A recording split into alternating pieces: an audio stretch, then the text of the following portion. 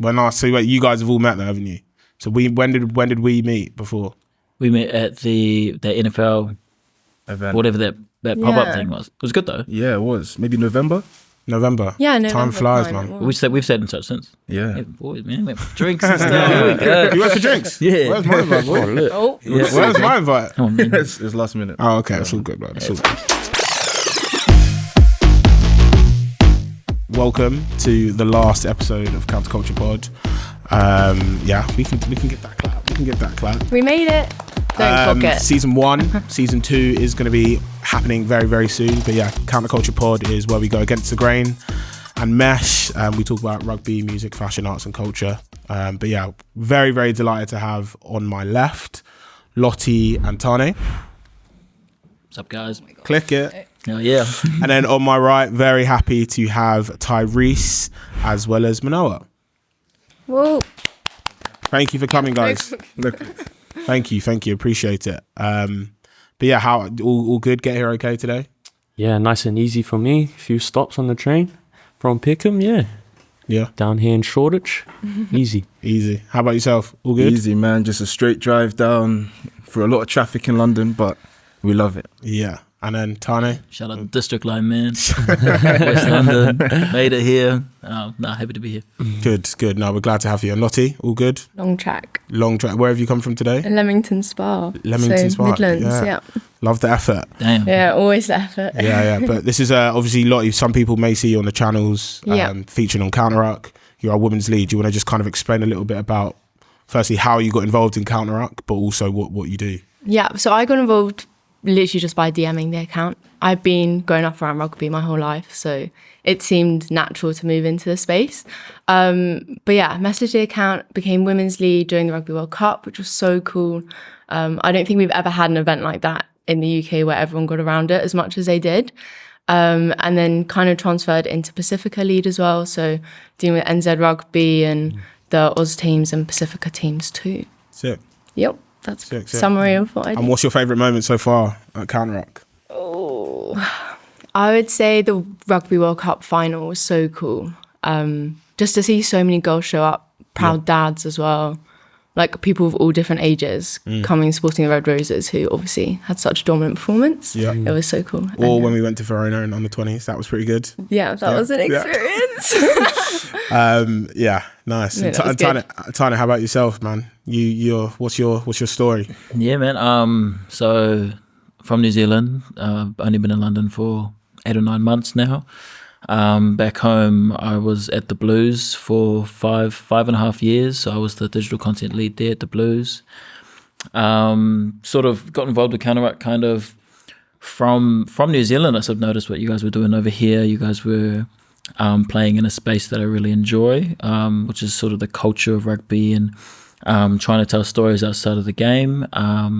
Fortunately got a really cool offer to come over here and work for Arsenal, so have been doing that for the last 8 months, and sort of while I've been here, I've been sort of tapping into the rugby world and figuring out what it's like over here compared to back home. Obviously back home, rugby is life, rugby is sort of everything, so to sort of dive into the English version of rugby has been real interesting to figure out how you guys support the game and what the culture of the game looks like over here. And I've recently got a job with the URC sort of playing in that space as well. So nice. Well, firstly, congrats on that URC job, thank man. you. Sick. Appreciate it. So, definitely want to kind of tap into like the big differences between rugby over here than compared to NZ. So we'll come on to that. But yeah, Tyrese, bro, what's good? Talk to me. What's your story? What's happening? Yes. So I grew up in Croydon, South London. Boop, boop. Boom, boom. Boom, boom. Yeah. Literally. And my mum got to a point where she just realised that a lot of her friends' kids were going to jail at quite a young age. So she said the way to separate ourselves is to take us out, move to Dubai, went to school there for a couple of years. Oh, wow. Not sure if you guys are football fans, but when Diego Maradona was alive, I used to play for his football team. Okay. And so he was the head coach, seeing him every single day in training. Really? Wow. Paparazzi non-stop. Oh, wow. Did you learn how to shoot with your hand? Or? Yeah, hand of God. Like that. But then, I ended up playing rugby out there as well. I was playing for the Dubai Excel. So if you've ever been to the rugby stadium in Dubai, that's my home stadium. Wow. Played track out there, I think when I was like 13. I ran 11.8. They said, how about you do that again the next week? Ran 11.1. And I'm like, you know what? Jeez. If you go to England, you'll be top 10 in the country. Moved to England, went to boarding school, got an opportunity, like a full scholarship to go to Oakham School. And then just kind of to cut it short, played professional American football. So I went to college out there, was the first running back from I think Europe to ever get an opportunity to go out there, played an all-star game. So played with some pretty big names in the NFL right now. Wow. Then was obviously playing rugby before. So I played for Jamaica, their sevens team, played at Bristol Bears in their first team, and then also Leicester Tigers Academy for like 5 years. Track was like a national champion, sprint champion over 60, 100 meters. When I was 14, I was the second fastest 14-year-old of all time from the UK, and was like top 10 ranked in the world. Got those accolades, The CV's just whipping out. When I was 14, I played Ponsonby Rugby. When I was 14, I got most improved player of the third team. Yeah. Thank you. No, but man, I hear that. That's sick. Your story's interesting. We'll definitely gonna come on to that. My favourite moment, we'll come on to it. It's like the YouTube skirting round players. We'll bring it up. I don't know if anyone else has seen it. No, Surely I've up seen on it, Yeah, yeah. we're gonna bring it up. Wow. But Manawa, bro, how about yourself? What's your story? Yeah, so like Tane grew up in New Zealand, and yeah, love rugby was life growing up as a kid there. Played rugby my whole life, and I actually went to school with Tane at Auckland Grammar. Same year group. I think I was younger. A couple years younger. 2 years younger. Yeah, so I went there for like 3 years, played rugby, and then I moved back to my hometown, which is Taupo, where I'm from, played first 15 there. And then my last year of high school, I actually lived in Hawaii, and I played rugby over there. An American comp, so which was cool. Which was what position? I was open side flanker. Yeah, You're open side? Okay. Yeah. I've dropped a few kegs now. Yeah. Since I've moved over here. But yeah, then I moved to the UK 3 years ago. I played for Beckenham one season. Disappointed. We discussed. I'm disappointed in you And for then that, man. I had an injury on my back, so I had a slip disc. So after that, I just stopped playing rugby. I had surgery on my back, and then I got into modelling, and now I'm just full time doing that sort of stuff. Yeah, Modelling. me too, man. I'm modelling too, bro. But no, I still like rugby. Like I love rugby. Like it's always been a part of my life. I'm always following it. Yeah. So yeah, that's my little bit about myself. Yeah. Welcome to Counterculture, man. Glad Cheers. to have you guys. Thank you. It'll be interesting just to get kind of your perspectives on like what was it like growing up in New Zealand, Auckland, was it Auckland Grammar School? That's a big rugby school, no? Yeah, What was it like? Cool. It's interesting. So like grammar it is a really rugby dominant school. It's like a sports sort of dominant school. But it's a white school really, at its core. So it's weird when a sport like rugby is so dominated by the Māori and Pacifica boys. But they make up such a minority in the school. It is sort of like a real strange dynamic. Yeah. But it was good. Like grammar instilled like a culture of rugby and fandom. Like that's where I wasn't in the first 15, but I was at all the first 15 games, and that's where I discovered that how to be a fan of the game and everything around it. So it taught me a lot about turning up to first 15 games and screaming on the sideline for your mates and to sort of culture outside of rugby. While sort of you'd go and you'd play in the morning, and then you'd show up for the first 15 games in the afternoon. So Because it's big, isn't it? It's like it's on TV, right? Is it? It's on I TV. think didn't we have the most All Blacks to ever come out of? I think we have like 50 something All Blacks that that's have come massive out of rugby school. Auckland Grammar. Jesus. Yeah.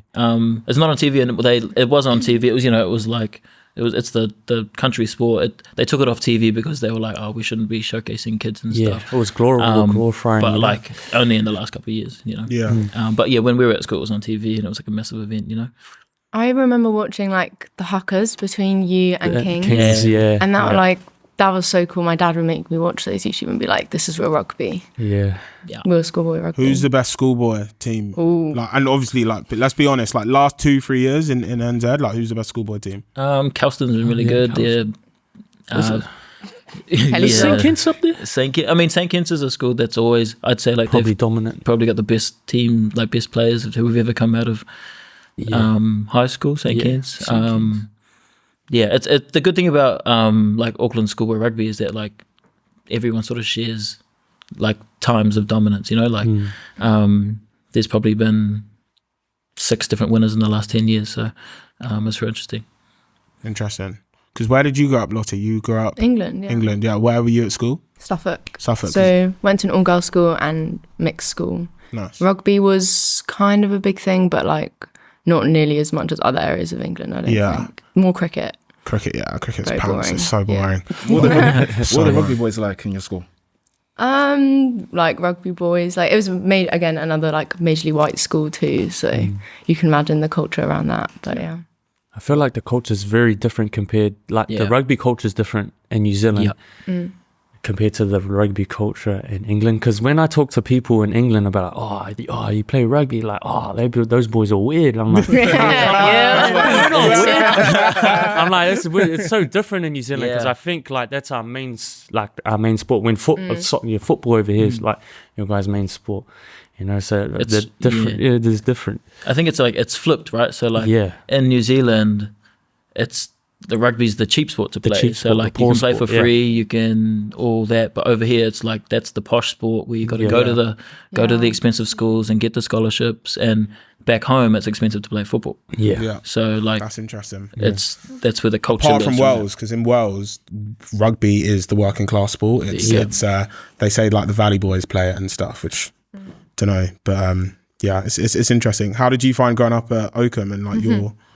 I think it was such a big contrast going from a state school in South London to then being that same kid going to a school, like a private school in Dubai, to then going to boarding school. Oakham. It's like in Dubai, it was so advanced. Like I'm talking, when I was even 10 or 11, my mum would let me take taxis across the whole country. I could stay out as late as I wanted because it was so safe. And you go to boarding school and it's like Saturday, you've got to be in by 6 p.m. You have all of these rules. Sign in, sign out. Sign in, sign out. If your bed's not made, you're in a load of trouble. What? Yeah, all of that stuff. It was crazy. So I think it was an interesting experience. I feel like, especially going viral when I was young, that changed the whole dynamic of a lot of my friendships and a lot of people, how they treated me in school. And so I'd say it was one of those experiences where it's not that I say I loved it, but I needed to have it to help me become who I am today. Yeah, I always say like boarding school makes you independent.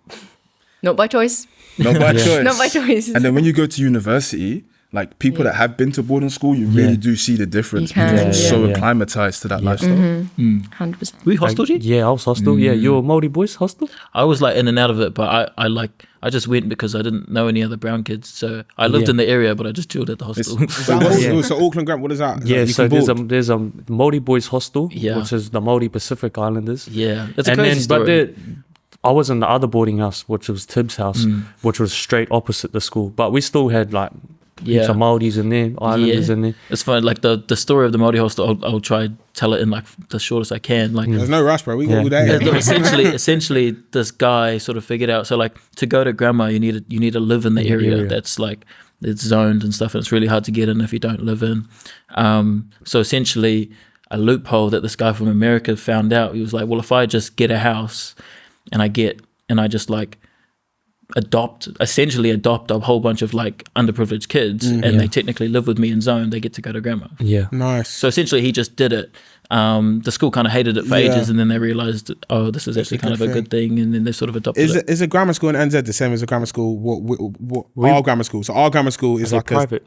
No, you still have to pass a test to get into it though. It's like a selective school. So when you have your 11 plus, it's not like that. So it's just like a high school. High school. You just got to live within that zone. So you don't need to pass a test to get into it. Yeah, but a lot of because the school is actually like in a real upper class rich area. Yeah. So it's predominantly white. Yeah. And so that's why you get all the Māori Pacific Islander kids, going to the Māori boys hostel like me. I live 3 hours away, so I was going to a Tibbs house to be in the zone to go to school.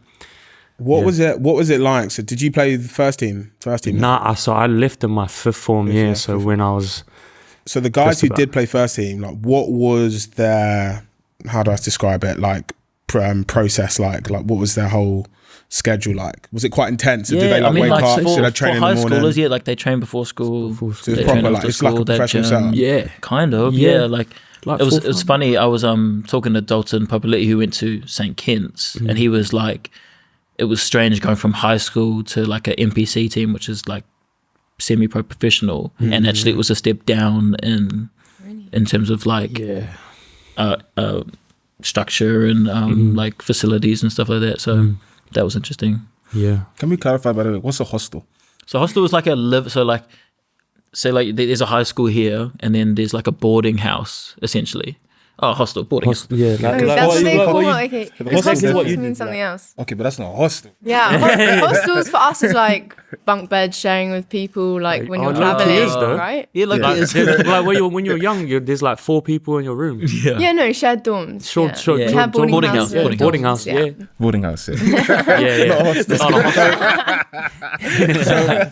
Hostel, yeah. So like you guys have experienced the UK culture and the NZ culture. You've experienced Dubai culture. You've also experienced the NZ culture. What are the 5 big differences between like the UK rugby culture and then other rugby cultures you've experienced, and not just the playing side of it, like outside of it? What would you say they are? So I've also played a little bit in college in America, and I'd say that was probably one of the more fun and more enjoyable experiences, because over there, as it's not a main sport, the people that are doing it genuinely love to play the sport, and they're so passionate about it. So there isn't necessarily that stigma that is placed on rugby people that's over there. So I found like that American experience was cool, especially even, I guess, the UK one. It was very different depending on where you were, because I guess playing it in London felt a little bit more enjoyable for myself, because when I played in Leicester, when I played in Bristol, and when I played in the Midlands, I was usually like one of, if not the only black guy in the team. Yeah. And so having to try to explain yourself meant that it was a lot harder to really be who you wanted to be. But then I guess in that London rugby culture, just from my experience, it was really fun seeing other brothers like myself playing the sport, and can actually bounce off each other. Yeah, I agree. The most I've ever enjoyed playing rugby recently is doing the Nigeria seven stuff for Stallions, because I'm like with like-minded people from my culture. I've never experienced like that before. You always feel like you have to be a certain way or cosplay a certain type just because you want to fit into that environment. So I actually completely agree with that. Which I guess is the opposite to back home, right? Like rugby is the norm, and I can go on a team of just a bunch of islanders, and you go play touch tag rugby, everything sort of around it. And it's so inherent. Like rugby is what you sort of handed a ball at a young age, and you just play. In summer you play, at lunchtime at school you play all the time, and that's just so normal, you know. I hear that, but let's get on to because Tyrese, he mentioned that he went viral. Yes. So let's watch this clip. Let's watch this clip. So for a little bit of context, do you want to explain what I think it was it the Daily Mail Cup then, or was it? So that was it Continental Tires? Let's shout out the brand because we're good people. Is this how long ago is this? It was 11 years ago, and it was the Daily Mail Vase. Daily Mail Vase. Not the Cup. We got knocked out a bit early. So for context, the Daily Mail Vase and the Daily Mail Cup is a big school competition where every school, whether you're a private school, whether you're a state school, a bit like the FA Cup, can play each other and knock it around, and whoever wins gets to the final. In the Cup, you get to play at Twickenham. In the Vase, you get to play at, this was at Stone X, right? So this was the semi-final. We actually played in Twickenham for the final. You played at Twickenham, okay, so you do play at Twickenham. Yeah. So it's like a big deal. I never got to play in it, obviously. My school team are dead, but this is why I went viral. And now this is still the most watched video on England rugby channels. Really? How many views are we looking at? How old were you in here? 3.2 million. Damn. As a little kid. Talk us through it. Oh, so I got the ball, decided to run. I thought, you know what, let me get some space on the outside. Boom. We start running, we start having some fun. And then we're in the big stadium, so I said, you know what, let me celebrate. I'm over the moon. That's my boy Ben Bolton Smith, shout out. And then he just says, you know what, let me just dump it off. Boom. Oh, really? That's quite simple. I actually remember watching this video like years ago as well. That's crazy, yeah. It was a long time ago. The Selly, man. And then this one, I said, you know what? I ran around some people. Let me see if I can run through somebody. Have some fun. And the worst thing is, the way he landed on his feet. Oh. Damn. And then you got 4? Yeah, I got 4. Oh, jeez. But I was scoring like 8 tries a game this year. Oh, man. Really? At 15? Just off. Sorry, that needs a little bit of a reload. It was when you stepped in twice. Bang. gone. And then boom. I know that Decided to team hates celebrate. you, bro. I know they hated this one. What school is that? Are you playing against? Sherborne. Sherborne, okay. No, Bishop's. Bishop Abbey? Bishop's- Bishop Stortford? Bishop's. Maybe That's Bishop's crazy. something. That's Might be crazy. Bishop Stortford, they've got a rugby setup, I think.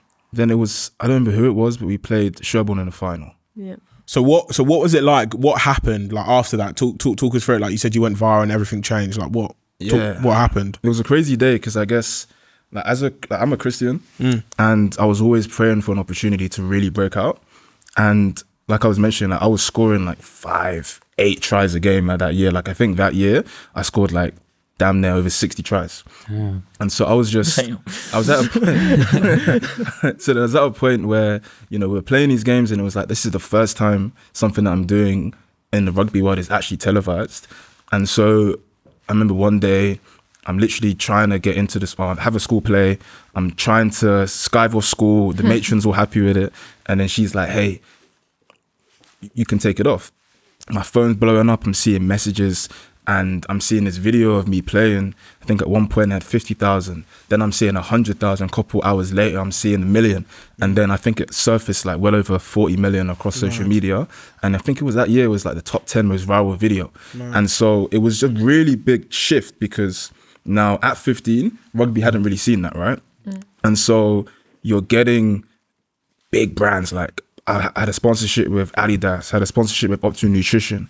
And then I guess At 15. at 15. Jeez. And then I guess the hardest part for this now is as a kid, you're impressionable, you're young, you're really trying to mold yourself as a human being, but then you can't quite understand how people think emotionally. So now when people are jealous as kids, they take it out in different ways than they would as an adult. And so now as a kid, yeah, all of that stuff was fun, but I feel like the emotional side definitely trumped everything else that was happening, I guess, on the back. So it was a fun experience, but it was something where you really got to learn who was there for you and who wasn't. And so, yes, it was good because it helped elevate some of the things that I was trying to do. But then if anything, it pushed me more away from rugby than it did actually bringing me to rugby. Yeah. That's so That's interesting. Do interesting. you feel like if that hadn't have happened, you would have like was rugby your pathway like before that video? I think so. I had a couple of options, like football was an option. I could have played academy football and track was going really well. But then I guess rugby was something that was an escape from all of that. And then I think rugby went from an escape to actually being something that I actually wanted to escape from. And so the whole dynamic changed. And so I feel like if that didn't go viral, I probably would have stayed with rugby because I feel like the negative comments and the negativity that I faced in and around my circle and outside of my circle pushed me away a lot more than I thought it would. Yeah. What were you in an academy before that, or was it you were Yeah, I was with Leicester Tigers. Leicester Tigers during that? And did they give you any support, or did they? But Are they you said, trying to hey, smoke them? No, I'm not trying to. We love all Prem clubs here. hey, they were good, but I don't know if you noticed, but when I was playing there, I was a 13, and then when I was at Bristol, I was playing on number 14. So I got pushed out to the wing. Let's just say that. Yeah. But now, rugby's not your pathway. You're in the WWE. Do you want to talk to us a little bit about, or your plan is to be in the WWE, right? You're a wrestler. Do you want to talk to us a little bit about that? Yeah, absolutely. So 2019, I was playing at Bristol Bears, and then I saw a DM on my phone from the WWE asking me if I'd like to be a wrestler. Turned it down because Bristol was like so fresh.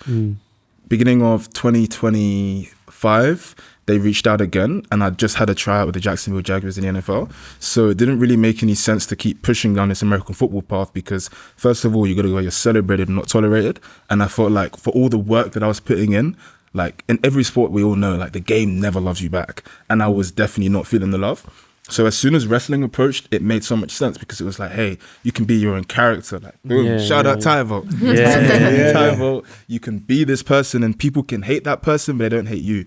And so then you can do so many different fun things. Like I'm starting acting school with Identity School of Acting. Shout out those guys next month. So it's like you get to do all of these different things all at the same time, whilst being true to yourself and there being no limits to what you can actually do. So it makes a lot of sense. That's it. Wow, So that's cool. so cool. Were you guys into wrestling growing up? Yeah, I loved it. I was fully into it, and it's funny because I attribute a lot of my I guess success and sort of passion for sport to my love of wrestling. It was No way. it's funny because I find myself loving the narrative of sport more than almost the sport itself. And I ask myself so many questions like, what makes this game more important to than this game?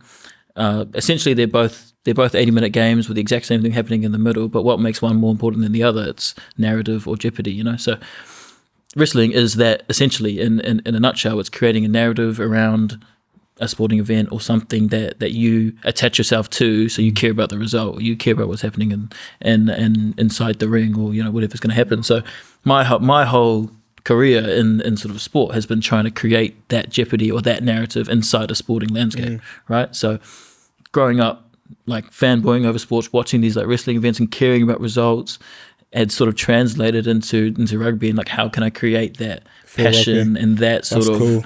I don't know, how can I make people care this much about the result of a game, or how a player is going, or what rivalry is happening, or you know where they're going to finish on the ladder. So I frothed that going. That's cool. So you call yourself an artist then? Like at the end of the day, taking all of these different elements that sports has to offer, but then also the artistry of it. Yeah. If you were to say that you were close to like a WWE wrestler from your past, from your past, our past, who would you say you probably are closest like? Oh man, it's so interesting. Like I'd almost say it's like an R-Truth or a Santino Marella kind of vibe. Like it's being able, like not being the best there, but making the most of what you have. You know, those comedic characters I think are so pivotal to the narrative of what's going on, but they're not always front and center of everything. So I don't know, I just always thought if you are able to, like, we understand why a final is more important than a regular season game, but if you just switch on the TV and you see it, like, to someone who doesn't understand what's going on, it's the same thing. So like, or why the North London derby is more important than Arsenal whoever else. Getting relegated. Exactly. You care. Like, you care about that game. So it's like, my whole thing is that if you're able to harness that feeling, you're unstoppable. Because then, like, if you're able to harness that and then now apply that to like future like marketing, if I can make you care about that, all of a sudden you're attached and you care, and you're going to spend money, and you're going to. I didn't even look at I'm not really a WWE fan, or never have been, or WWF or WWE, whatever you call it. But yeah, it's interesting. I've never looked at it that way in terms of their ability to create storylines, but they're clearly doing a good job. Did you follow it growing up? The Rock was one, wasn't he? The Rock, At some he's your point. goat. He is my goat. That's all I know. He went to Richmond Road Primary School in Greyland. Yep. Shout out. to Greyland. Who's the guy did this? All of them. Oh really? Is that they all do? Oh shit! Oh my bad. I remember the guy Carlito. He was a good guy for me. The great Carly, Yeah, the great guy. He ate the Saw him apples last week, 2 weeks ago. Yeah, How huge is he? Is he massive? he is unbelievable. Like being 7 foot something. Whoa. Like it's so crazy because I'm a short guy, innit? But then when you're next to somebody 7 foot, hey, you're a midget. Because he did a bit of acting as well, didn't he? He was in some movies. Yeah, he's in movies. Yeah, I've he seen was. him in a few movies actually. I'm talking about Carlito, but this is Oh, the great Carly. Carly. The great Carlito, Carly, yeah. yeah. He was in the WWE, Yeah, and then he came back, and then now he's back in the indie scene. So the indie scene is essentially the scene outside of the big major Like, promotions. okay, got So you. across the world, pretty much. Cool. Because there's a big scene in Mexico, right? Yeah, unbelievable. I was there a couple of weeks ago, and honestly, like we went to a show, so CMLL, there was like 16,000 people, all crammed in, everybody just loving the spectacle. That's so It's just cool. so beautiful. But the thing is with wrestling, it's so interesting because it's all so different. Like the Mexican scene is more of a case of let's showcase how beautiful we can do crazy moves. Yeah. But then some other scenes are more like let's tell a story. So it depends on what you Yeah. like. Would you ever do the UFC? I got too many piercings. Gotta Fair protect enough. them. Fair enough. UFC is a crazy jump though. That's like Yeah. just beating the shit out of each other. Really. Yeah, because Brock Lesnar was he done WWE, did he? and he's He did some UFC as well. He's CM Punk. CM Yeah, Punk yeah, when he yeah. got smoked. yeah. Would you do UFC? nah, man, nah. That is the essence. But no, Manawa, getting on to like your rugby experience. You said you played for Beckenham, Boo. We don't like that. Sorry, but if you ever want to come and play for Old Lanians, we would more than have you. Yeah, man, might have to put the boots back on. Yeah. But obviously, you're a bit of a content creator and influencer. How have you seen the rise of like the athlete influencer in rugby, and like what are your thoughts on that? I reckon there's like a big space where, you know, it needs to be filled. I see a lot in football, like a lot of influencers in football going to the Arsenal games and that. But I reckon, you know, creating a space where, you know, more fashion, more people in rugby would be quite cool to see. So hopefully like this year, we're starting to see more and more of that. But I'm enjoying it so far. I'm just taking it every day as it comes, really. But I hope it grows more and more, and hope to see it, more on a daily. There's a few, right, Lottie? There's like Who's.cons and Akina who do a lot of fashion fit tracks, but definitely. I think it's more's definitely needed. There's so many in the women's game as well, and I think like Alona May has done such a good job, but there are so many other girls coming up that might not necessarily have like the normal platforms that the boys do, where they're more recognizable names. They're having to forge their own paths to be able to put themselves out there and get brand deals and things like that. And with the women personalities, I just think in general, they're way more open to doing stuff. Yeah. So they're way more keen, they're way more excited, they're putting energy and a lot of time into it. So respect to the women's game and women players for I think revitalising that social side of rugby, where people can tap into their favourite players with a bit more ease than turning up to a game. Yeah, it will definitely help, because I know when I was playing, my agent and we were looking at a lot more commercial opportunities, but like the feedback that we did get from those big companies was, hey, rugby's not sexy enough, there's not enough personality. So when people do start to showcase themselves, like the influencers are probably going to be the best start, because like influencers can just be themselves without having to care about what their teammates think. I think it should hopefully feed into the clubs and feed into the athletes, and it should definitely help. 100%. Yeah, it's an exciting space. I think this year, you know, hopefully we see more of a big shift into the rugby game. Will be quite cool to see, you know, more people in it. How are you like with like having the confidence to put yourself out online? Yeah. It's been. I feel like when I first moved over here, I was sort of shy, but as time's gone on, I feel more comfortable. I feel like more like a Londoner now, being here for a few years, and I'm in, you know, different scenes, different cultures. Yeah, I feel like I've slowly built confidence in myself, and just putting yourself out there, not caring so much about. I think I used to care a lot what people used to think. And growing up in New Zealand, we have a bad culture of tall poppy syndrome. But then when I moved over here, I sort of got to reinvent myself and be my true self. And I'm loving it. I've never been so happy in my life. It's been great. It's been an experience. Yeah. What's the nicest thing somebody said to you? That's nicest thing. I don't know. You know, I feel like. Pretty handsome. Nah. I don't know. I feel like before, this is quite deep, but before I moved, when I was living in New Zealand, I didn't love myself. And then I met my ex-partner, and I think she just taught me how to love myself and like just be, I don't know, just embrace yourself. And then ever since I started doing that, I've been a lot more happier and more confident in myself. Growing up in New Zealand though, it's so much pressure, and I don't know, you get a bit scared, hesitant to do things because I feel like people look at you, you're doing too much or something like that. They're just smart. Yeah. But I feel like here you can just be yourself, and it's been. Yeah. Do you feel the same? It was actually real interesting. Like the event that I met you at was the first time I'd been in New Zealand.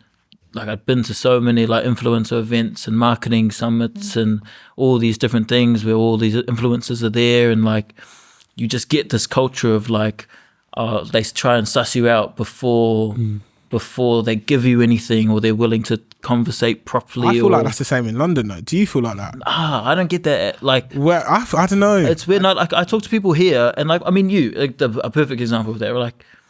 It didn't matter who I was, what I'd done, who I worked for, where I did, you know, it was just, hey bro, and it was just, made sort of instantly, right? And I'd say I'm a bad example though. Yeah. Because I've lived across the world. Yeah. So like I'm used to meeting people. Yeah. And from what I've seen from my experience, London is one of the hardest places to really find yourself and to make friends, because it's so stressful. Like London's one of the most expensive cities in the world, especially proportionally based upon how much you make, right? And now when you're trying to find yourself plus survive financially, I've just seen that people tend to be really judgmental, and then it becomes a really hard way to showcase who you are, because there's always somebody telling you that you can't do it in comparison to other places that are probably a bit more sunny and are more open to saying, hey, try this. And I think maybe New Zealand is just at the bottom end of that spectrum. Maybe, so like New Zealand, there's a whole word for it, tall poppy syndrome. It's like don't be great in New Zealand because we'll be cut down. Like, also, that event everyone was on good vibes. So shout out Laser Nobu Agency really for sorting good. us out, getting there. But everyone's on good vibes at that event. Right? It was class. Definitely. It was really good. Good little NFL, American football, rugby culture crossover, right? Yeah, it was cool. Yeah, I hear that. But Tane, what's up, man? congrats, Blues Media, new job.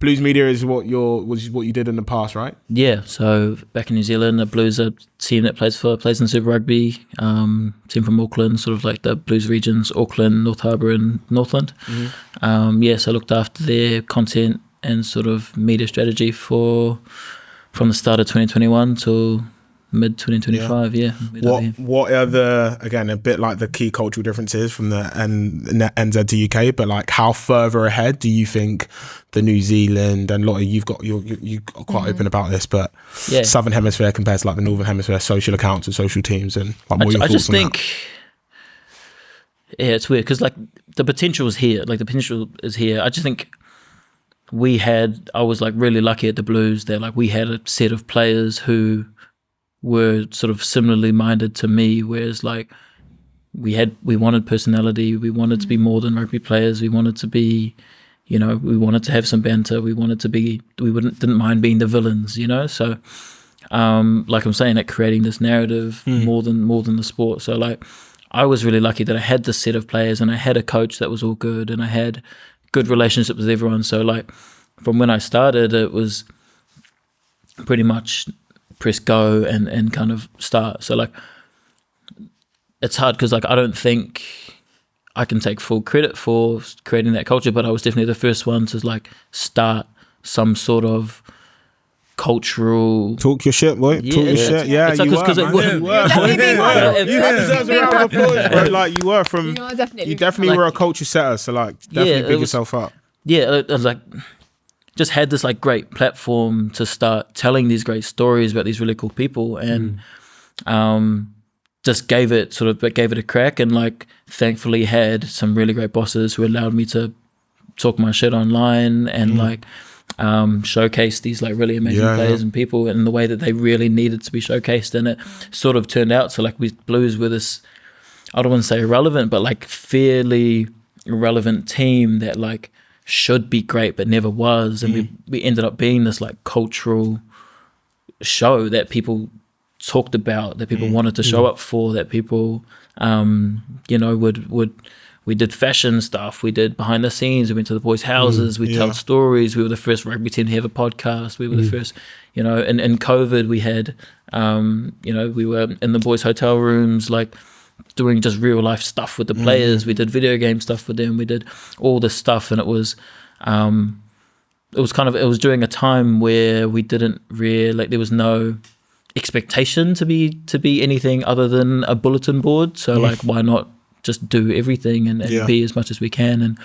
And thankfully, like that sort of caught on now, and I think New Zealand and Australia, especially in the NRL and stuff, is sort of like got this like amazing content culture where it is all about telling these stories and being great. They're definitely moving the needle. A shift has been changed, 100%. Right? And it is very different from like coming over to the Premier League, where like it hasn't quite been over commoditized and over engineered into Premier League like, is in football. Like come to Arsenal, right? Like explain a bit about that. You've come over. So you're now Arsenal freelancer, right? I've come from the Blues, right? Which is I was in a team of 3 or 4.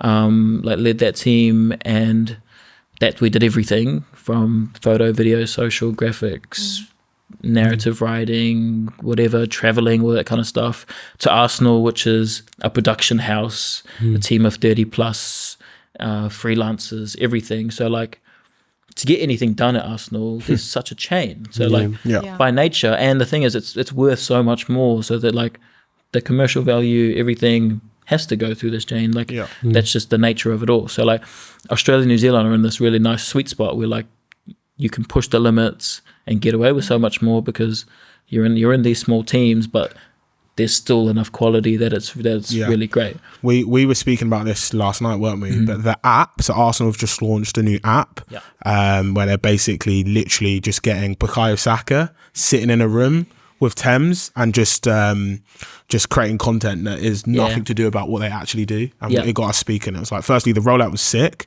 They're actually going to be one of the biggest sports brands and most culturally relevant teams like globally. But me and Tane were talking about this. We couldn't figure out, who do you actually think is the biggest sports team brand globally ever? Like all sports. So it could be baseball, it could be basketball, it could be football. Like who do you actually reckon it is? Because we disagreed. We it's kind of like some teams just have cultural relevance regardless. Like I said, like the Yankees, right? Like you know that logo. You don't even have to. Yeah, exactly. That NY logo is everywhere. You know exactly what it is. It was in hip hop, you know, straight out of Compton. All that, you know, just actually no, that wouldn't have been straight out of Compton. But you know, Jay-Z wore it and all that kind of stuff. So like, and then it's versus like created cultural brand where So who would you put in that category though? Like Real Madrid are just a brand that just exists. For after Galactic, what Chicago would be your Bulls? answer? Yeah, Jordan after the Bulls, Netflix you know. doc, Chicago Bulls not a bad shout. Who would you say, Lottie? I say Barcelona. Yeah, Jordan's Bulls. Barcelona. Yeah, FC Barcelona. That's Because even when I was in New Zealand, Barcelona. everyone was wearing FC Barcelona. No, Barcelona with the wow. Spotify collabs and all the stuff that they're doing with like Travis Scott. Yeah, so that's what I'm saying. There's some that just have cut through no matter what, like Yankees, Real Madrid, the Bulls, versus like Arsenal, which do have like cut through, but like force, like they're forcing. Oh their way there's a whole into, team behind that and a PR you know, machine. and they're just like, I'd say Barca and Arsenal are like cornering this market and saying we want to be this cultural powerhouse, you know. Facts. And who's going to be the next in rugby to that? Who do you reckon? Saris is doing a great job. Saris, man. Shout out Flo, but I think they're all gonna do it. I reckon. Well, they're the only ones I've seen with the actual ambition. I think it's just hard for a club to do it. But is it though? Because Arsenal are doing it in football, so why is it? But like Arsenal's bigger than England, I'd say. You know, like in terms of worldwide, like Real Madrid's bigger than Spain. But like Saris would never be bigger than England, or the Blues would never be bigger than the All Blacks. You know. I think rugby has so much to learn from top 14, the top 14, because that's so natural. Like here, we're having to like almost persuade people to go to games with like other things that could possibly going on, but top 14 teams are able to just build it so organically because they're part of the city. They build on the fact that they're part of a city, which obviously Saris was doing with North London, but other teams obviously need to be doing it a lot more. And like the fashion, the colours, the rivalry as well. It's organically made, but the fans are what drive it. Because if the club buys into their fans and their city, then like it just becomes like a system. Because you lived in France. Where did you live for a year? Bordeaux. Sorry. Paris. Sorry. But talk to us a bit about that then. Like, what are the key differences between?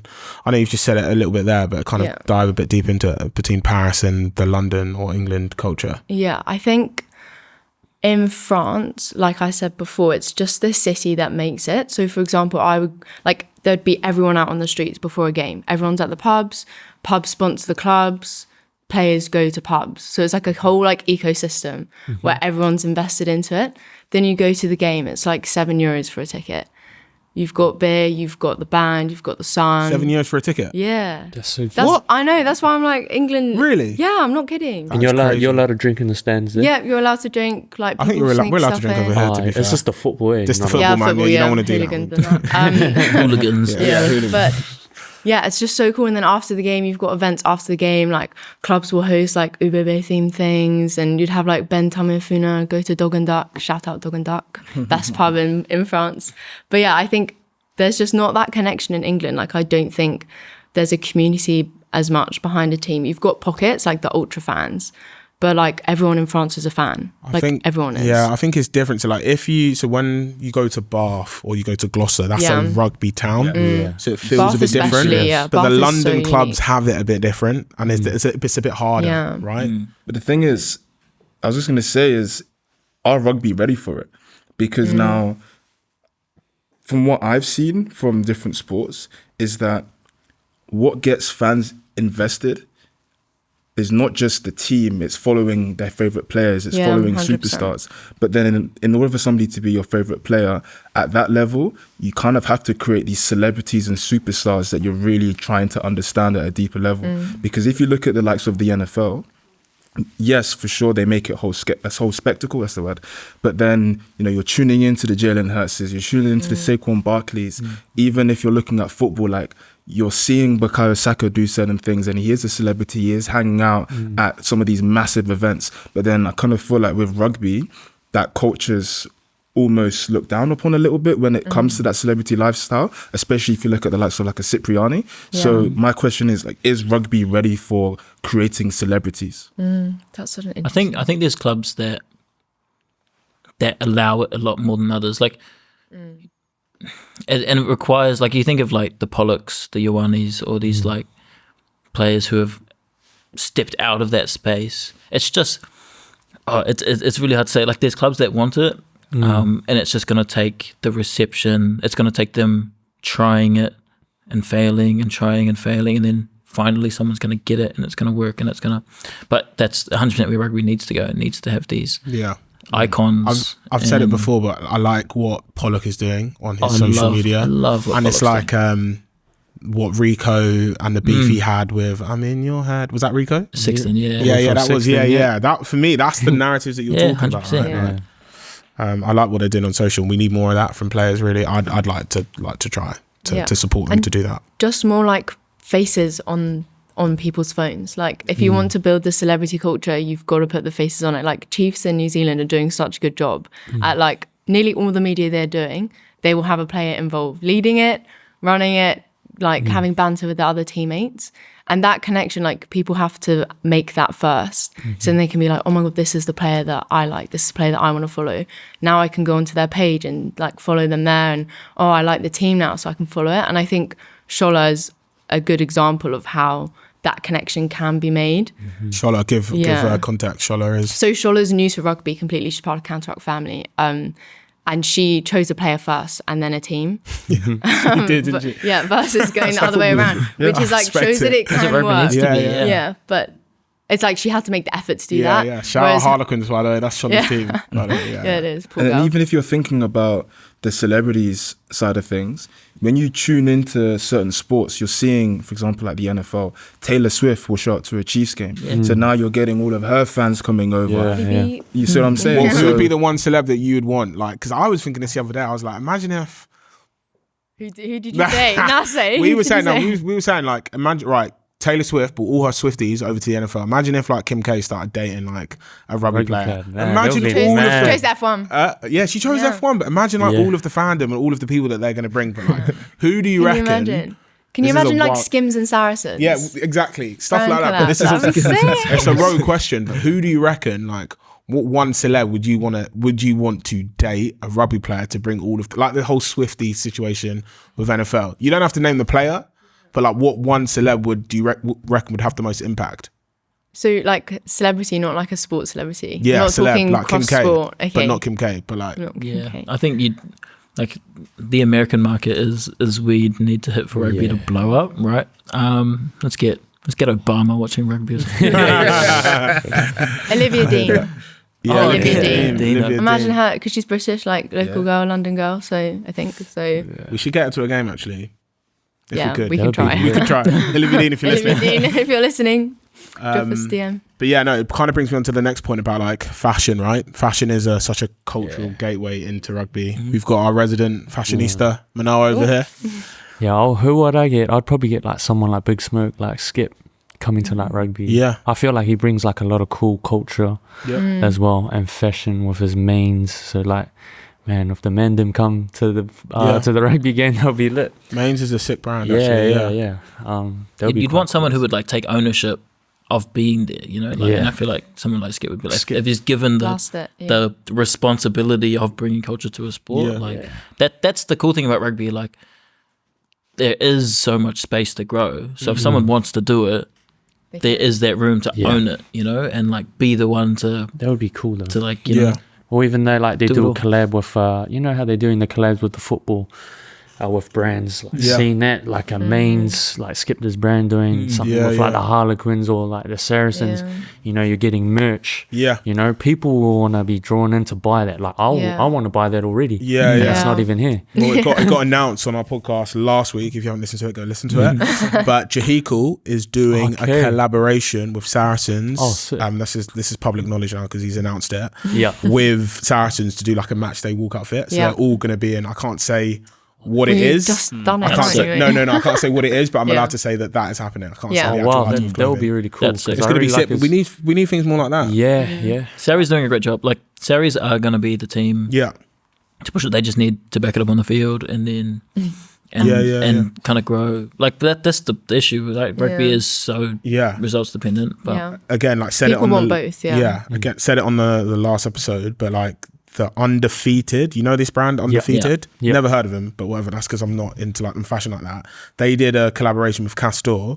The rollout was dead. Like what I've seen like 2 pieces of content from it. It's like need more guys. right. We need like the Adidas French one. Yeah, we do. Oh, Yeah, we that do. uniform, that is good. Reckon that's the best kit of all time. It's Of going to be all up there time. for me. Yeah, 100%. Because I even like that video they put together. It's really cool. It's so cool. And like that video, that pushing out that building, not just like a piece of like clothing that you're wearing, but you're repping the story that they've made, the Le Crunch story. And like same when Moana dropped that video at the start of season where it's like mafia style at the table with all their cool merch. Like that's the buy-in that fans need to wear the stuff. Like Moana sold out. Yeah. So we don't reckon that jersey is the best jersey of all time. I wouldn't say The French one. That's what people are saying. the light blue one. Yeah, That people is are saying very- it's the best rugby kit of all time. I 100% love that white jacket. Yeah, I need that know. white I do jacket. like Fingers crossed, I need that white Fingers jacket. crossed. Fingers crossed. It's going to be up there for me. Yeah. Yeah, like top 3 at least. Top 3. But What, I want to leave space for the one. I feel like brands could build from that. Like Yeah. this is Adidas doing this, which is like already feels like the pinnacle, doesn't it? But surely another brand's gonna come and be like, we're gonna one up it. Like that's what we need. We need that competition between brands. So you think it's free? So what's your 2 of number 1? No, I'm going to say like that's number 1 for me right now. Yeah. There's As a collection. As a jacket, collection, like a or just a collection is jacket, unreal. I haven't seen anything better, personally. What about you, Tane? You're repping the old school blues. Yeah, and in the Yeah, material man. as well.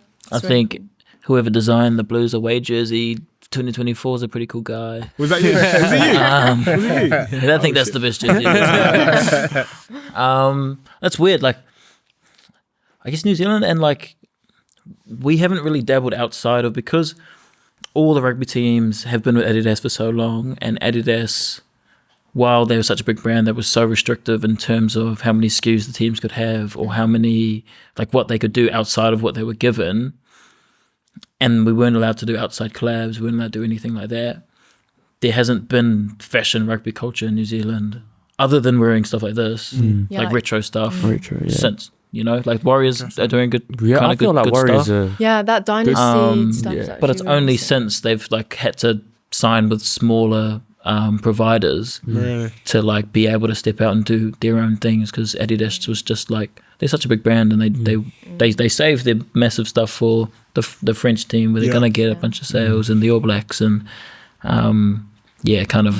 left out the club scene. So I think Lee does it well. Like the NRL does it really well. Yeah. Because when they had, I don't know what's called like the Pacific Championship, but when they had like Tonga, Samoa, Kiwis, they had those cool, I got the Kiwi one, those cool like retro box cut jerseys, and they all sold out. And it's like, we don't have anything like that. Like, what English kit are you going to wear? O2 Voluntarily Johnny in the street. 2003. O2 Johnny Wilkinson 2003. Yeah, like, but it's way ago Yeah, I when we wouldn't had wear any, like to be cool honest. brands. Would you ever go in the street now wearing like Nah. an ill-fitted? Nah. Yeah, no. Not a chance. Yeah, Yeah. especially Not in my after rig, that boy. it's happening. and it's like, it's for clubs like who are already under resourced. Like, are you going to spend all your money on a clothing line? Like, you probably wouldn't, because that's a risk in itself. So you know, true. that's almost a luxury to be able to like start creating extra stuff like that. So like football teams can do it. They have all this expendable money, but yeah, rugby clubs unfortunately just don't have. Yeah, there was an article that came out last week, and it was saying how much Arsenal have released 20 different apparel lines, Yeah, nuts. and they've made a profit off these. So it's actually like a revenue stream for these if done right. Yeah, but you just need to just see know the about potential. Arsenal, like you know everything's going to sell out with Arsenal because there's just enough fans. But I wouldn't buy. I'm an Arsenal fan. I'm not going to buy any but of their like pieces. the Arsenal fan in Philippines, Yeah. or the Arsenal fan in Australia down the road, like they just do, No, I hear that. And their diehard fans are way bigger than what you get in rugby as well. So it's for like sure. that's like hundreds of thousands it's of people bigger. that are like would do anything for Arsenal. Yeah. But we'll all be wearing Yeah. T-Volt soon. No, Come on. little Counteruck T-Volt merch. Little Tyrese. Tyrese. Yeah, man. I thought, you know what? I had to make something that made sense. My name is Tyrese, so you put Tyrese and you put voltage together. There we go. Electricity, I was always known for my speed and my Yo, bursts. smart. So you put them together. You got Tyrese, had somebody, not gonna name who, but make my logo for me, which was awesome. You don't know the name. Shout them out on the pod, bro. crazy. Hey, I don't know their name. I would. It was a fiver You team. would've been- I love Fiverr, man. But yeah, no, it was awesome. Just been, trying to wear it a little bit more, feel more comfortable within it, because especially with wrestling, because you're trying to be this character, you've got to try to feel it, and you've got to do so many different things to try and get an emotion out of your brand. How different is Tyrese from Tyrese? Good question. Ooh, so when I had my WWE tryout, the thing that they said was, if you're going to make a wrestling character, it needs to be yourself, just over exemplified. And so I'd say it's me, but more so leaning into the motivational speaking side, more energy, I guess more of my good side, because I'm trying to be a babyface. Babyface is the good guy, heel is the bad guy. And so I'm trying to lean more into the good guy with small heel tendencies, only if they're justified. Little toxic traits. Come on, the toxic traits. What would everyone's names be? Well, you've got Tyrese, but what would your name be? Your stage name? Oh gosh. I don't know what mine would be. T-Dog. T-Dog, man, we out here. Yeah, dog. No. I always liked. Have you guys seen the movie Like Mike? Yeah. Like Mike, yeah. What a movie. Calvin Cambridge. Yeah. What a movie. That's a by the great way. movie, What man. a throwback. I might watch that tonight, man. Like Mike is sick. Like I can't even name one good rugby movie. Apart from Invictus. yeah, sorry. Yeah. The greatest movie of all time. Sorry, but yeah, that's Like Mike was sick. Like Mike. Damn. You know what's it? Throwback. Yeah, you watched it? Yeah. Yeah. What's a Bow Wow? Yeah, Bow Bow Wow. Wow, yeah. Lil Bow Wow. Lil Bow Wow. Yeah, what would yours be? I don't know. Mighty Wow or something. I Yeah. don't know. Oh, Yeah, I actually quite Mighty rate that. Wow. I'll rate that. Hearty Wow. Marty Wow. Mighty Wow. My mine would be D-Man. D-Man. Oh my god. D-Man. D-Man, yeah. Winning. Yeah, no, we try. And then obviously we're going to go on to our think piece segment now. This is kind of where, I don't know if you've seen Counteruck and like our like written articles. Have you seen them? Checked them out? Written one? Who writes those? Sam. No. So there's a few. Benny. We have a whole editorial team actually. Shout Who's out it? Ben. Ben. Shout out Bruno. Some of those shout, are great. Shout out the guy who started it, Eddie. And Sam does write one or two, or he writes a few. I've written one myself as well. Me too, I've written You've written too, one, Yeah. but they're good. But one of the ones that we recently came out, or they'll be coming out, is the fact that English rugby have decided that there's going to be no relegation or promotion. What are your thoughts on that? Like the fact that Champ Rugby, now they can't get promoted for the next 3 So years. it's been ring fenced now. It's ring fence, yeah, confirmed. Well, like in New Zealand, there was no, like, I've never grown up with a culture of relegation promotion. Really? Oh, I guess in first 15 there is, Yeah, But- first 15, but like not at not especially super like when we went to good school, you'd never get relegated, right? So, No, but not school. But this is like Prem. yeah, like but so Prem. like there's like comp. there's one comp and you don't get relegated. So like I've never grown up with a culture of relegation. Oh, So they have Super Rugby and then And it's just NPC, locked off. and there's no like. There's no- just yeah, it's a there's- set there's tournament. two So like comps. I don't know how important that is for you guys. Majorly, I Think think. about I think football. so. Yeah, see, because Yeah. we've grown up in a football culture, so it's Yeah. ingrained in us, isn't it? Yeah, What do you 100%. I think it's such a weird complex, right? Because now I want to say good examples of this is like the likes of the NFL, because you've got 32 teams, there is no promotion. But then with the NFL, there is no American pathway other than college. Yeah, you got the CFL, Canadian League, you got the Mexican League, boom.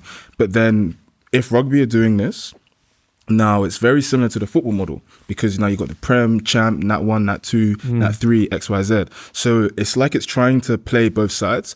But now the issue is, when you'd end up doing that, it hurts the motivation for players to want to try and push on and trying to make a career out of the sport. However, we had seen, I think it was 1 year, was it 3 Prem teams went down, which is a quarter of the league. Yeah. So now how financially sustainable can teams be when now you're asking teams that can only get 400 people to a game to now play in the Premiership, where they're playing against teams with like 15,000 at a game. So I think because the money isn't consistent enough with rugby at the top level with some of the teams, now I think it's a good idea, because you end up protecting the league and you end up protecting the longevity of the game and for some of these teams. But now you actually do end up crippling a lot of the sort of grassroots side of things. It seems like it's out of necessity as opposed to being an ideal. Yeah, it does. In an ideal world, there's enough teams and they can all support each other, and the goal is to be promoted. But it's clearly there's not enough. Lottie, what do you think? Well, like you said, it wasn't really in place anyway, because every time that like the likes of Ealing wanted to move up, RFU came back and was like, no, you don't meet this and you don't meet this and this criteria. I don't think it helps grow the game if you like you not having full stadiums anyways. Yeah. So why not just try and grow the game? And there are so many grassroots people that haven't attached themselves to a club yet, because it's like you can't afford to go to a game. And what's the point anyway if they're going to lose?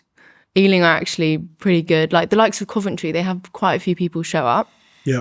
And I just think we need that movement, because it's already a dying sport in England. Like, what are we going to do now? Like, what's the next step in ensuring that it is protected? Yes, but how are we growing it? Like, it needs to grow. Because if we stay as what we are now, which is like now a closed off system, I don't see how people are going to buy into that as fans anymore. Yeah. Like I'm an Ipswich fan. Poor me. Sorry. But like our thing was that we'd always make it up, you know, like we'd always, even though we were only there for one season or whatever, now we're back down. But like there's always that hope again. Yeah. Like with the Warriors as well, like it's our year. Yeah. Yeah. And I think as well, every year. when it comes to the jeopardy, now where's the motivation for a team that's doing bad? Say, for example, you've got 4 games left of the season. You know there's no chance for you to do anything. Like, why would you go and play your best team to then try and beat a team like... You see it in basketball all the time, like Wizards tanking. Yeah. Just tanking, that's the word. In basketball, there's a motivation to lose, you know, as opposed to like... But then I guess you've got the draft concept. You've got the draft concept. That's why. Do you think a draft system would work in rugby? I think it probably would. Well, America has it though, don't they? In English rugby, do you think a draft system would work? Where would you feed the players from? Yeah. Our pathways aren't strong enough, I don't think. Well, there's not one pool of like, there's not like, so in basketball you play 1 year of college and then you draft everyone out of college, right, or an international pathway. But like in rugby, you kind of go to a club, or you like start already, or you've been playing at a club since you were 5. You go to a club. And then, so like when you graduate from their academy, you all get put into a pool. Yeah. So like basketball, and that's a fantastic idea. Yeah, like they don't neutralise it though, do they? Pardon? They don't neutralise the pathways. So if you look at like Billy, for example, he's like one of the boys that's on Counteruck quite a bit. He Billy was Bath. You don't really have like that open space where players can be like Frick, I'd love to be in an open pool where like the likes of Saracens could pick me up. Well, because they might not have been to a game or something, you know what I mean?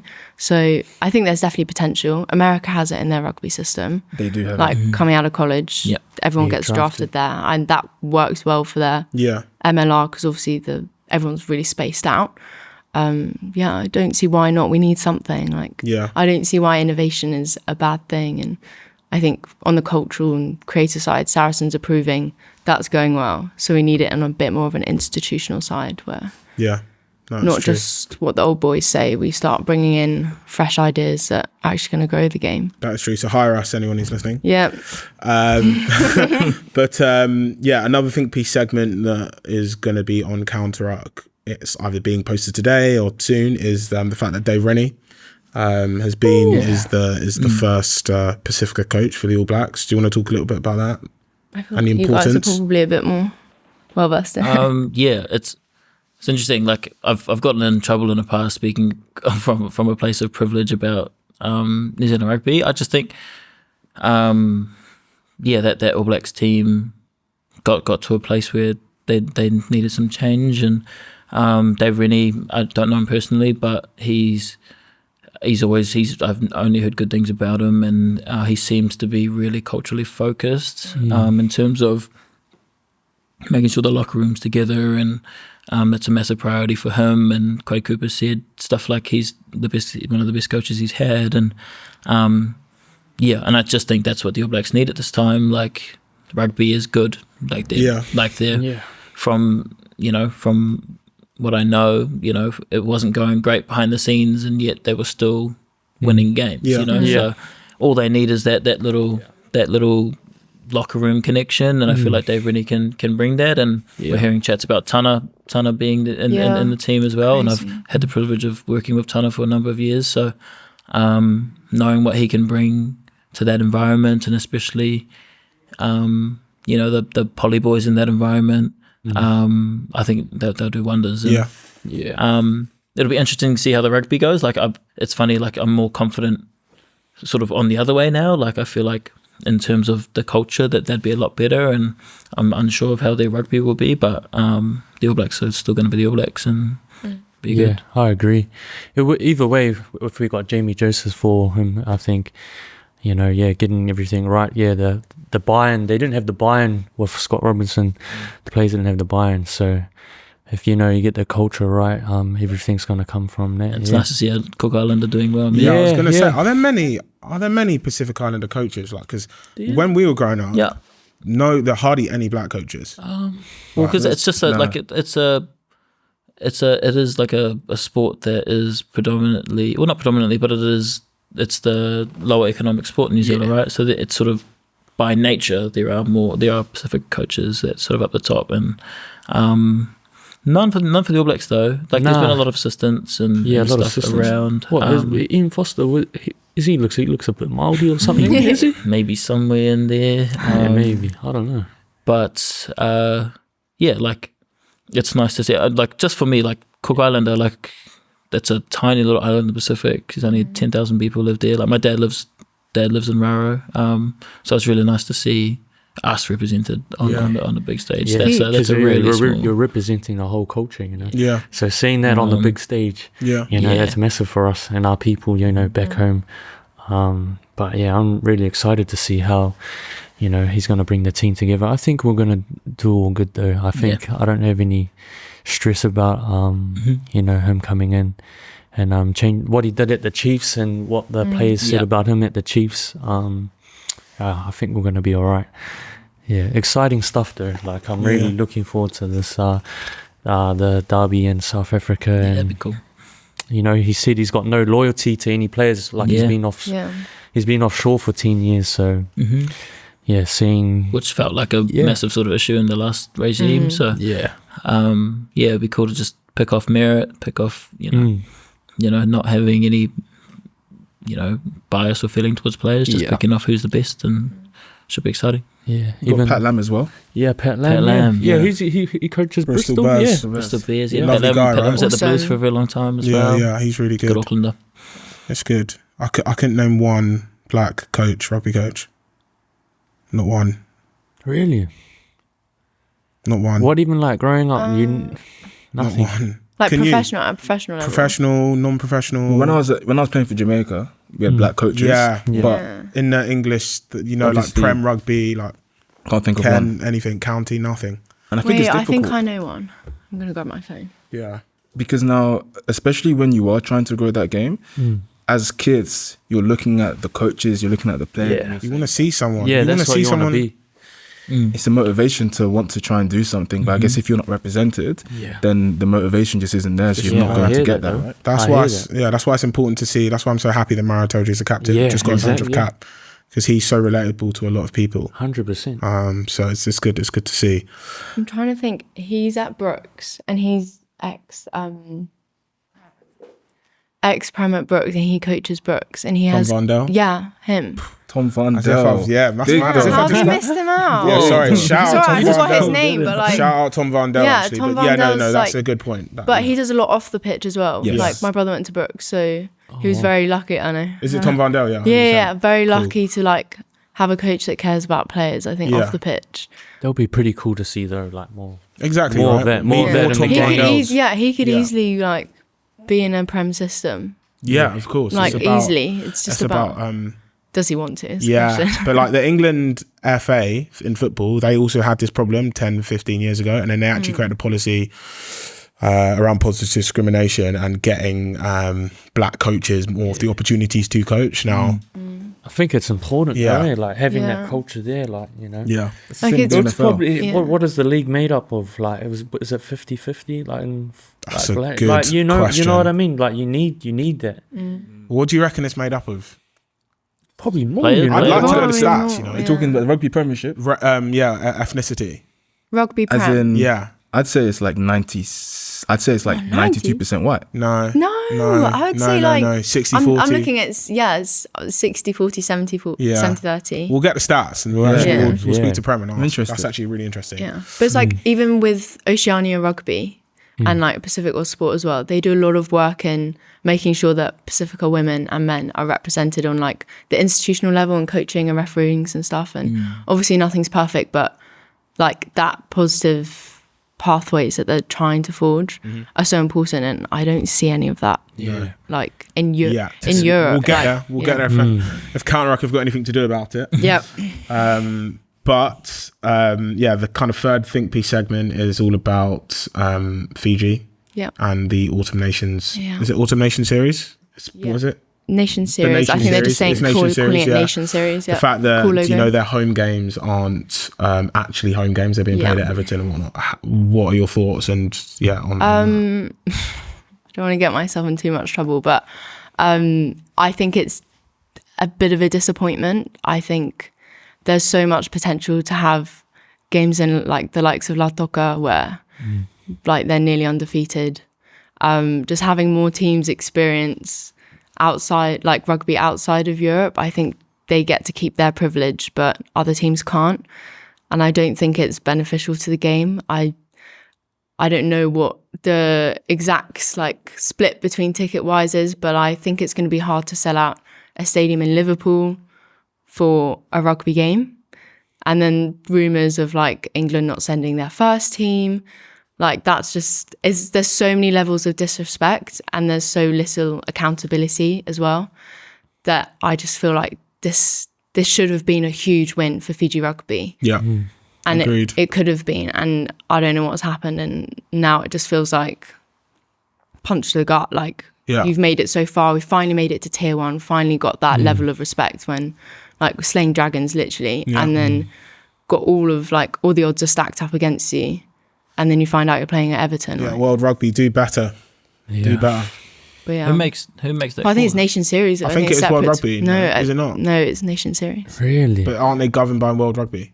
I think that's. I don't know. separate. Even all this stuff Yeah, needs to I come. don't know. Like I don't it's even know. so much Yeah, like I red don't tape. even We know. don't even know. Yeah, Yeah, that is disappointing to hear. Yeah. that is. Because like, especially with the Fijian community, Yeah, 'cause they're they're- mainly in the south. They're not because- even in Liv. Yeah, this is. Yeah, they're mainly in the south because like all the army bases and like if you go like Yeah. we went to the Autumn Nations game. There's so many like Fijian fans and they were the best interview. Like Fijian fans are the best. That was a vibe. So yeah, 100%. So I imagine that in like a Southern England stadium, like why not Twickenham?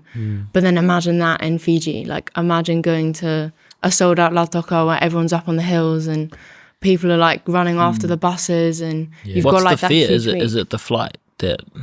I mean, but that's like a ridiculous excuse Yeah, when you're totally. supposed, you know, when you're sending the boys to Spain for a week. Yeah. Why can't you Yeah. send them like a I week know early to Arsenal. Fiji? Arsenal. It's not ways to bring about Arsenal, but it's Yeah. just because I'm an Arsenal fan. But they didn't send Arsenal to Nigeria for pre-season because of security reasons. Things like that is like years and Fiji's years So ago. it's like So- Fiji's not a threat. no, I'm not saying it Yeah, is. I'm like, not saying it is. If But anything that's is like prob- the other way, like I know. they're probably way too hospitable I that know, I they'll do know. anything for you. So Yeah.